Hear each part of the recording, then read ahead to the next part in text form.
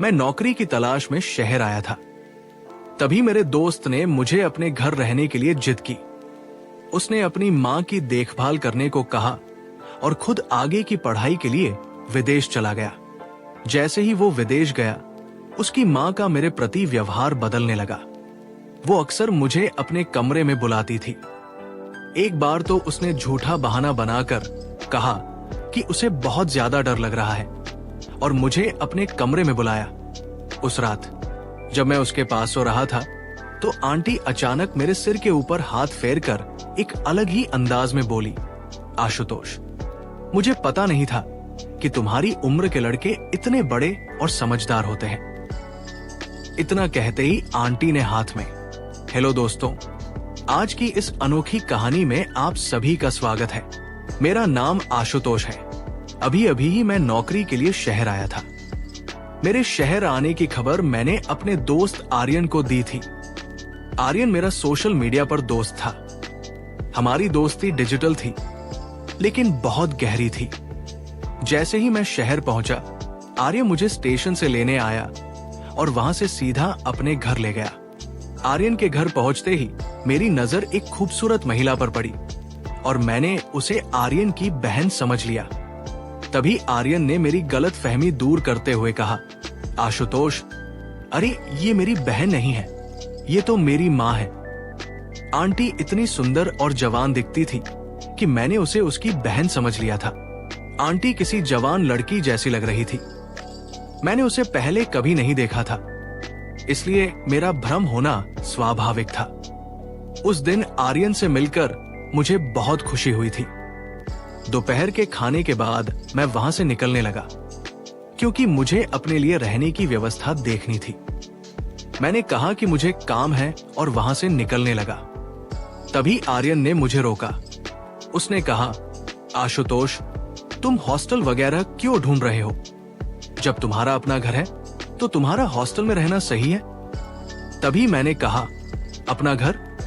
इस पर आर्यन बोला, मेरे दोस्त, इतनी जल्दी तुमने मुझे पराया कर दिया? अरे, मैं शहरी हो सकता हूं, लेकिन मुझे भी दोस्ती निभानी आती है। देखो, इस घर में मैं और मेरी माँ ही रहते हैं। यहाँ तुम आराम से एडजस्ट हो सकते हो। वैसे भी अब मैं अपनी आगे की पढ़ाई के लिए कुछ सालों के लिए विदेश जा रहा हूं, तो माँ की देखभाल के लिए उसे किसी की जरूरत होगी। मेरे विदेश जाने के बाद तुम भी मेरी तरह मेरी माँ की देखभाल करना। आर्यन की बात सुनकर मैं भावुक हो गया था, क्योंकि उसने मुझे पराया नहीं समझा, बल्कि अपनी तरह माना था। आर्यन की बात का समर्थन करते हुए उसकी माँ भी बोली, हाँ आशुतोष, आर्यन बिल्कुल सही कह रहा है। अगर मेरा आर्यन बेटा विदेश चला गया, तो दूसरा बेटा मेरे पास नहीं रह सकता क्या? भगवान ने तुम्हें सही समय पर यहाँ भेजा है। इसका मतलब है कि भगवान की यही इच्छा थी कि तुम यहाँ मेरे साथ रहो। उनका आग्रह इतना बढ़ गया कि मैं उन्हें मना नहीं कर सका। 2 दिन बाद आर्यन विदेश जाने वाला था। उसके जाने के बाद मैं घर में आंटी के साथ अकेला रह गया। अपने घर की परिस्थिति को ध्यान में रखते हुए मैंने तुरंत नौकरी ढूंढ ली थी। 23 साल की उम्र में आगे की पढ़ाई करने का विचार मैंने छोड़ दिया था और पैसे कमाने के लिए नौकरी ज्वाइन कर ली थी। मेरे पास इतना पैसा नहीं था कि मैं आगे की पढ़ाई कर सकूं, इसलिए मैंने नौकरी करने का निर्णय लिया। शहर में मुझे एक ठीक-ठाक नौकरी मिल गई थी। इसके विपरीत आर्यन का भाग्य बहुत अच्छा था कि उसे 23 साल की उम्र में विदेश में पढ़ाई करने का मौका मिला। खैर, किस्मत किसकी कैसी होती है, ये कहकर मैंने अपनी किस्मत को दोष देना बंद कर दिया। उस दिन के बाद से मैं आर्यन की माँ को अपनी माँ मानकर उनके साथ रहने लगा। लेकिन आंटी के मन में मेरे प्रति अनुचित भावनाएं थी, जिस पर पहले मेरा ध्यान नहीं गया। लेकिन धीरे धीरे वो सब बातें मेरी नजरों में आने लगी। आंटी शहर में नौकरी करती थी। उस रात आंटी ने हम दोनों के लिए मेरा पसंदीदा खाना बनाया था। वो बोली, मैंने तुम्हारे सोशल मीडिया से तुम्हारी कुछ पसंद नापसंद के बारे में पता कर लिया है। तुमने अपनी बायो में लिखा है कि तुम्हें गुजराती फूड बहुत पसंद है। आंटी मेरी पसंद नापसंद का ख्याल रखने लगी थी। उस रात जब हम खाना खा रहे थे, वो मेरे पास आकर बैठ गई। उसने मेरी थाली में एक रोटी रखी। खाना खत्म होने के बाद मैं आंटी की मदद करने लगा और डाइनिंग टेबल से बर्तन उठाने लगा। मेरा काम देखकर वो बोली, तुम बिल्कुल परफेक्ट लड़के हो। मैंने कई बार आर्यन के मुंह से तुम्हारी तारीफ सुनी है और तभी से मैं तुमसे मिलने के लिए उत्सुक थी। तुम और आर्यन में बहुत फर्क है। आर्यन कभी भी घर के कामों में मदद नहीं करता, उल्टा वो घर का सामान इधर उधर फैलाने में एक्सपर्ट है। आर्यन के मजेदार किस्से सुनकर मैं हंसने लगा। हंसते हंसते आंटी अचानक शांत हो गई। मुझे लगा कि उसे आर्यन की याद आ रही होगी, इसलिए मैंने उनके कंधे पर हाथ रखकर कहा, आंटी, अगर आर्यन की याद आ रही हो तो मैं उसे फोन कर देता हूं। तुम इतनी उदास मत हो। तब आंटी ने मेरे हाथ पर हाथ रखकर कहा, आर्यन हमेशा के लिए विदेश नहीं गया है, ये मुझे अच्छी तरह पता है। मुझे अब उसकी याद में शांत नहीं बैठना, बल्कि मैं अचानक तुम्हारे ख्यालों में खो गई थी। आगे वो बोली, मैं सोच रही थी कि तुम कितने परफेक्ट हो। अगर तुम बार बार मुझे इस तरह इंप्रेस करते रहोगे तो फिर मेरा क्या होगा? तुम मुझे बार बार इस तरह से इंप्रेस मत किया करो, नहीं तो फिर मुझे संभालना तुम्हारे लिए मुश्किल हो जाएगा। ये कहकर आंटी मेरे हाथ से प्लेट लेकर किचन में चली गई। कुछ समय तक मैं एक ही जगह पर इसी तरह खड़ा रहा। आंटी की बातें मेरे सिर के ऊपर से गुजर गई थी। धीरे धीरे आंटी ने मेरे सामने अपनी सुंदरता का असर डालना शुरू कर दिया। वो हर रोज सुबह जल्दी उठकर योगा करती थी। जब मैंने उसे योगा करते देखा तो मुझे उसका जवान दिखने का राज समझ आया। एक दिन आंटी ने मुझे ऑफिस से जल्दी घर बुलाया था, क्योंकि उसे मार्केट में शॉपिंग के लिए जाना था और वो चाहती थी कि मैं उन्हें लेकर जाऊं। उस दिन मैं दोपहर में आधा दिन की छुट्टी लेकर घर आया। घर पहुंचने के बाद मैंने बार बार बेल बजाई, लेकिन अंदर से कोई आवाज नहीं आ रही थी। शायद बेल भी नहीं बज रही थी। तब मैंने अपने पास रखी दूसरी चाबी से दरवाजे का ताला खोला और अंदर चला गया। हॉल में मुझे कोई दिखाई नहीं दिया। तभी मुझे आंटी के कमरे से पानी की आवाज सुनाई दी। मुझे लगा कि शायद घर के किसी कमरे से पानी चल रहा होगा, क्योंकि मुझे जल्दी घर बुलाकर भी आंटी कहीं नजर नहीं आ रही थी। कौन जानता है कितनी देर से पानी बर्बाद हो रहा होगा, और अब और पानी बर्बाद न हो, इसलिए मैंने उस पानी की आवाज की दिशा में जाना शुरू कर दिया। उस पानी की आवाज का अंदाजा लगाते हुए मैं एक कमरे के पास पहुंचा, जहां बाथरूम से पानी की आवाज आ रही थी। मैंने दरवाजा खोलने के लिए हाथ बढ़ाया, तभी अंदर से दरवाजा खुला। सामने मैंने आंटी को खड़ा देखा, जो पूरी तरह भीगी हुई थी। उनके चेहरे पर गीले बालों से पानी की छोटी छोटी धाराएं गिर रही थी। उसका वो मोहक रूप देखकर कुछ पल के लिए मैं वहीं खड़ा रह गया और उनकी ओर एक टक देखता रहा। आंटी की उस सुंदरता में मैं इतना खो गया था कि मुझे होश ही नहीं रहा। जब मुझे दरवाजा बंद होने की आवाज सुनाई दी, तब मैं होश में आया। मुझे समझ में आया कि आंटी ने मुझे सामने देखकर फिर से बाथरूम के अंदर दरवाजा बंद कर लिया है। मैं वहां से बाहर हॉल में आकर बैठ गया। कुछ समय बाद आंटी हॉल में आई और मुझसे बोली, आशुतोष, तुम आ गए हो? मेरे कमरे में क्यों आ गए? तुम्हारे कमरे में पानी नहीं आता क्या? तब मैंने आंटी को बताया कि मुझे तुम्हारी आवाज नहीं सुनाई दे रही थी, इसलिए मुझे लगा कि तुम अभी घर नहीं आई हो। मुझे नल के पानी की आवाज सुनाई दी, इसलिए मैं तुम्हारे कमरे तक आ गया। इस पर वो बोली, अच्छा, कुछ समय पहले जो हुआ वो सब नजर की गलती से हुआ। आज मैंने सैंडल घर में दरवाजे के पास रखी थी, इसलिए शायद तुम्हें ये ध्यान नहीं आया होगा कि मैं घर पर ही हूं। जाओ, तुम भी फ्रेश हो जाओ, मैं तैयार होकर आती हूं। ऐसा कहकर आंटी अपने कमरे में चली गई और मैं भी फ्रेश होने के लिए अपने कमरे में आ गया। कुछ समय बाद हम दोनों अपने अपने कमरों से तैयार होकर मार्केट जाने के लिए बाहर आए। आंटी बहुत साधारण कपड़ों में तैयार हुई थी, लेकिन फिर भी वो बहुत सुंदर लग रही थी। मुझे उन्हें देखकर ऐसा लग रहा था जैसे पहली बार मैं किसी स्त्री की ऐसी सुंदरता देख रहा हूं। उस समय भी मैं बार बार आंटी की ओर देख रहा था। वो मेरे पास आई और मेरे बालों में हाथ फेरते हुए बोली, आशुतोष, अरे तुम बार बार किस सोच में डूबे रहते हो? चलो अब जल्दी करो। आंटी की बात सुनकर मैंने खुद को फिर से होश में लाया और उनके साथ मार्केट के लिए निकल पड़ा। जैसे ही वो गाड़ी पर मेरे पीछे बैठी, उन्होंने अपने दोनों हाथ मेरे कंधों पर रख दिए। मार्केट में जहां भी उन्हें जाना था, मैं उन्हें वहां लेकर जा रहा था। घर लौटने के बाद आंटी ने मेरे चेहरे पर हाथ फेरते हुए कहा, तुम्हें परफेक्ट मैन का नाम पूरी तरह से सूट करता है, क्योंकि तुम सच में वैसे ही हो, बिल्कुल परफेक्ट। तुमने बिल्कुल भी शिकायत का मौका नहीं दिया।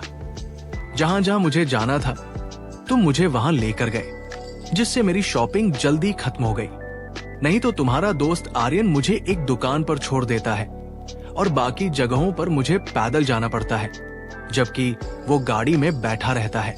लेकिन तुमने तो सारे बैग उठाए और मुझे हर जगह गाड़ी पर बिठा कर ले गए, जिससे मेरा काफी समय बच गया। इसके बाद आंटी ने मेरी पीठ थपथपाई और मेरे गालों को प्यार से खींचा। ये सब बहुत सहजता से हुआ, लेकिन इसका मेरे मन पर गहरा असर होने लगा था। जिस तरह से उन्होंने मुझे शाबाशी दी, मैं उसी विचार में खोया एक जगह खड़ा रहा। इसी बीच आंटी सूट पहनकर मेरे सामने खड़ी हो गई और बोली, इसमें मैं कैसी लग रही हूं? मैंने कहा, इसमें तो आप बहुत सुंदर लग रही हो, बस ड्रेस थोड़ा ढीला है। मेरा ऐसा कहने पर आंटी बोली, शायद पीछे की रिबन मैंने बांधी ही नहीं है। आशुतोष, क्या तुम मेरी थोड़ी मदद करोगे रिबन बांधने में? और फिर मैं उनकी मदद करने लगा। जब मैं रिबन बांध रहा था, तब कपड़े के बाहरी तरफ से सही, लेकिन मेरा उसे छूना हो रहा था। मैं बिना एक शब्द बोले आंटी के सारे काम कर रहा था।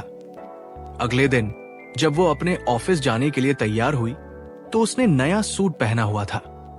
जब वो अच्छे से तैयार होकर आई, तो उनकी सुंदरता और भी ज्यादा निखर कर आ गई थी। उस दिन आंटी ने मुझसे कहा, कल तुमने दोपहर के वक्त मेरे लिए आधे दिन की छुट्टी ली थी, वैसे ही आज सुबह के कुछ घंटे आधे दिन की छुट्टी लो और मेरे साथ ऑफिस चलो। आंटी मुझे अपने ऑफिस क्यों ले जा रही थी, ये उसने ठीक से नहीं बताया था। जब हम ऑफिस पहुंचे और उनके फ्लोर पर एंट्री की, तो उन्होंने मेरा हाथ पकड़ लिया। आंटी का ये अजीब व्यवहार मुझे समझ नहीं आया था। उनके ऑफिस में कई कर्मचारी हमें अलग अलग नजरों से देख रहे थे। आंटी दिखने में इतनी बूढ़ी भी नहीं थी, लेकिन वो मुझे अपने ऑफिस क्यों लेकर गई थी, ये मुझे समझ नहीं आ रहा था। वो मुझे सिर्फ अपने फ्लोर पर नहीं, बल्कि अपने बॉस के केबिन में भी ले गई। उनके बॉस हमें अजीब नजरों से देख रहे थे। आंटी ने बॉस से मेरी पहचान कराते हुए कहा, ये मेरा आशुतोष है। ऐसा कहकर उन्होंने मेरा परिचय दिया। किसी लड़के का परिचय ऐसे कौन कराता है भला? बॉस से मिलाने के बाद आंटी मुझे बाहर लेकर आई और मुझे वहां से जाने के लिए कह दिया। आंटी के ऑफिस में मैं उनसे कोई सवाल न कर सका। जब शाम को वो घर आई, तो आंटी का व्यवहार थोड़ा अजीब था। घर आते ही आंटी ने मुझे गले लगाया और कहा, आज तुमने मेरे साथ ऑफिस आकर मेरी बहुत बड़ी मदद की। आंटी मुझसे बात कर रही थी, तभी अचानक जोर से बिजली कड़की, जिसकी आवाज से आंटी डर गई और उन्होंने मुझे गले लगा लिया। उस वक्त उनकी वो गले लगाने की भावना कुछ अलग ही थी। जब बिजली की आवाज बंद हुई, तो आंटी मुझसे दूर हो गई, लेकिन जाते जाते मेरे चेहरे पर हाथ फेरते हुए बोली, अच्छा हुआ तुम जल्दी घर आ गए। देखो ना, तुम्हारे आने के कुछ देर बाद ही इतनी जोर से बारिश शुरू हो गई। आंटी मेरी ज्यादा ही चिंता करने लगी थी और उसकी ये चिंता मुझे अच्छी लगने लगी थी, लेकिन साथ ही मुझे उन पर कुछ शक भी हो रहा था। उस वक्त आंटी दरवाजे पर खड़े होकर उत्सुकता से बारिश देख रही थी, लेकिन बाहर जाने से डर रही थी। उनके चेहरे से मुझे साफ दिखाई दे रहा था कि वो बारिश में भीगना चाहती थी। तभी मैंने उनका हाथ पकड़ा और उन्हें बाहर कंपाउंड में ले गया।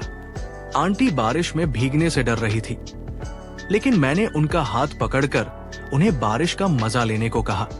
बारिश का आनंद लेते हुए उनके चेहरे पर जो खुशी थी, उसे देखकर मैं भी बहुत खुश हो रहा था।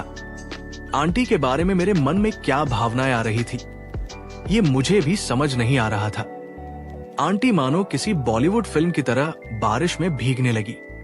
वो बारिश में मस्ती करते हुए बार बार मेरे इर्द गिर्द घूम रही थी और मेरा हाथ पकड़कर डांस करने की कोशिश कर रही थी।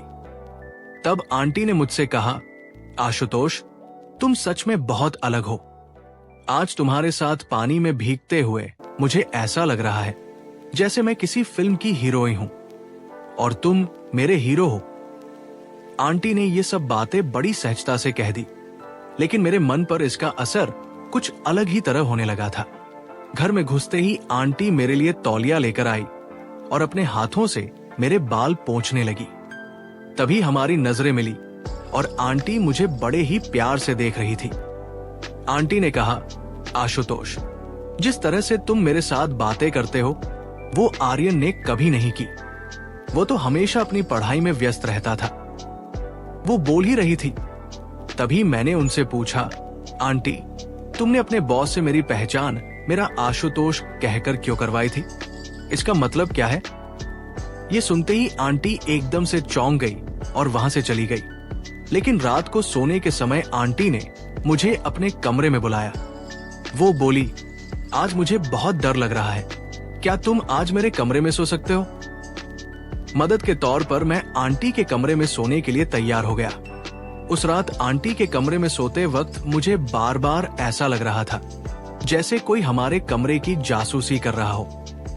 मेरी नजरें कभी दरवाजे पर तो कभी खिड़की पर जा रही थी। सोने से पहले मैंने आंटी की तरफ देखा तो वो मुझे देख रही थी। आंटी ने कहा, आशुतोष, तुम अभी तक सोए नहीं? मैंने जवाब दिया, मुझे ऐसा लग रहा है कि कोई इस कमरे की जासूसी कर रहा है। इस पर आंटी ने कहा, मुझे भी तब से ऐसा ही लग रहा है, इसलिए मैं भी नहीं सो पाई। शायद ये हमारा भ्रम हो। ये कहकर आंटी ने मुझ पर हाथ रखकर सोने की कोशिश की। कुछ समय बाद ही अचानक कमरे की लाइट चली गई और किसी ने मां की आवाज लगाई। इस आवाज से मेरी और आंटी की नींद खुल गई। उठकर देखा तो आर्यन सामने खड़ा था। वो हमें देख रहा था और अपनी मां से बोला, मां, तुम ये क्या कर रही हो? आशुतोष मेरा दोस्त है, इस तरह की बातें तुम्हें शोभा नहीं देती। मुझे तो अब तुम्हें मां कहने में भी शर्म आ रही है। मैंने आर्यन से कहा, आर्यन, तुम बेवजह ऐसा मत सोचो। आंटी को डर लग रहा था, इसलिए उन्होंने मुझे अपने कमरे में सोने के लिए बुलाया था। लेकिन जिस तरह से आंटी ने मुझ पर हाथ रखा था, उसे देखकर किसी को भी गलत फहमी हो सकती थी। आर्यन अपनी मां पर अनुचित बातें कहने लगा। उसे सुनकर ऐसा लग रहा था कि वो अचानक घर नहीं आया था, बल्कि ये उसका कोई प्लान था। मैंने आर्यन से कहा, आर्यन, इस छोटी सी बात पर तुम आंटी पर ऐसे आरोप कैसे लगा सकते हो? तुम जरूर किसी और गुस्से का इजहार कर रहे हो। और मुझे ये बताओ, तुम तो विदेश गए थे, फिर अचानक घर कैसे आ गए? इस पर आर्यन ने कहा, मैं विदेश नहीं जा सका क्योंकि मेरी मां के पास इतने पैसे नहीं थे। मां से पैसे का इंतजाम नहीं हो पाया, इसलिए मैं अपने चाचा से कुछ पैसे लेने गया था। मैंने मां को यह नहीं बताया था कि मैं चाचा के पास गया हूं। उस दिन जब मैं चाचा के पास पैसे लेने गया तो उन्होंने मुझे मां के बारे में कुछ बातें बताई जिन पर मैंने पहले ध्यान नहीं दिया था। मेरे चाचा ने मुझे बताया कि हमने कई बार तुम्हारी मां को किसी गैर मर्द के साथ घूमते फिरते देखा है। मैंने उनकी बातों पर यकीन किया क्योंकि उनके कहने पर शक न करने की कोई वजह नहीं थी। मेरे पिताजी के ना होते हुए भी मां इतनी सजीद जी रहती थी, लेकिन ये किसके लिए, इस पर मैंने कभी ध्यान नहीं दिया था। उस दिन चाचा ने मेरी आंखें खोल दी। तभी मैंने प्लान बनाया कि मैं मां पर नजर रखूंगा। उस दौरान तुम भी शहर आने वाले थे। मेरे प्लान के अनुसार मैंने कहा कि मैं विदेश जा रहा हूं और तुमसे मां के साथ रहने की जिद की। मुझे पता था कि मेरी मां का बुरा असर तुम पर भी पड़ने लगेगा। तुम दोनों के बीच जो चल रहा था वो मुझे समझ आ गया। आशुतोष, मैं तुम्हें इसका दोषी नहीं मानता। असली गलती मेरी मां की है। इसकी नीयत खराब है। तुम तो बस उसकी बातों में आ गए होगे। जब आर्यन शांत हुआ, फिर मैंने उससे कहा, तुमने अपनी मां पर आरोप लगाया, अब खुश हो गए? अब बोलो, और कुछ बाकी है? बाकी हो तो वो भी कह लो। क्योंकि आगे तुम्हें बोलने का मौका नहीं मिलेगा। तब मैंने कहा, आर्यन, तुमने हम पर नजर रखी, लेकिन जो तुम्हें देखना चाहिए था वो तुमने देखा ही नहीं। वो मुझे अपने ऑफिस इसलिए ले गई थी क्योंकि उसका नया बॉस उस पर नजर रख रहा था और उसके सामने ये दिखाना था कि वो अकेली नहीं है, उसके साथ उसका जवान बेटा भी है। बॉस को बेटे का डर दिखाने के लिए वो मुझे ऑफिस ले गई थी। और अभी भी जब वो मुझ पर हाथ रखकर सो रही थी तो ऐसा इसलिए क्योंकि वो मेरे और तुम्हारे बीच कोई फर्क नहीं करती। अगर तुम दूसरों की बातें सुनने के बजाय अपनी माँ को समझने की कोशिश करते तो तुम्हारे मुंह से माँ के बारे में ऐसे अपशब्द नहीं निकलते। कुछ ही दिनों में मुझे ये भी समझ में आ गया कि आंटी घर में रहते हुए भी अकेली थी, जबकि उनका जवान बेटा उनके साथ था। उन्होंने तुम्हारे कारण दूसरी शादी नहीं की, वो तुम्हारे लिए ही जीती रही। लेकिन जब तुम्हारे ऊपर माँ की देखभाल की जिम्मेदारी आई तो तुमने माँ पर ध्यान देने के बजाय खुद की दुनिया में खो गए और लोगों की बातें सुनकर माँ पर अविश्वास जताया। मैं बात कर ही रहा था कि आंटी ने मेरे कंधे पर हाथ रखा और कहा, आशुतोष, तुम्हारे पास जो समझदारी है शायद वो आर्यन में नहीं है, क्योंकि मैंने इसे कभी किसी चीज के लिए मेहनत करने नहीं दी। मैंने उसे हर चीज समय पर दी, लेकिन आज मेरे बेटे ने मेरे प्यार का बदला मुझ पर अविश्वास करके चुकाया। तुम्हारे चाचा चाची ने तुम्हें मेरे खिलाफ भड़काया ताकि हमारे बीच दूरी पैदा हो सके। चाची से मदद मांगने से पहले मैं तुम्हारे चाचा के पास तुम्हारे पिता की संपत्ति का हिस्सा मांगने गई थी, लेकिन उन्होंने मुझे कुछ भी देने से मना कर दिया। तब मैंने उन्हें धमकी दी थी कि मैं उन्हें अदालत में खींच कर ले जाऊंगी। जो मैं तुम्हारे चाचा से तुम्हारा हक मांगने गई थी वो सिर्फ तुम्हारे लिए था, क्योंकि मैं तुम्हारी खुशियों को मारना नहीं चाहती थी। मुझे भी तुम्हें बड़े शहर में पढ़ाई के लिए भेजना था, लेकिन मुझे नहीं पता था कि तुम इतनी जल्दी दूसरों की बातों में आ जाओगे। आज तुमने अपनी माँ के प्यार का यही सिला दिया।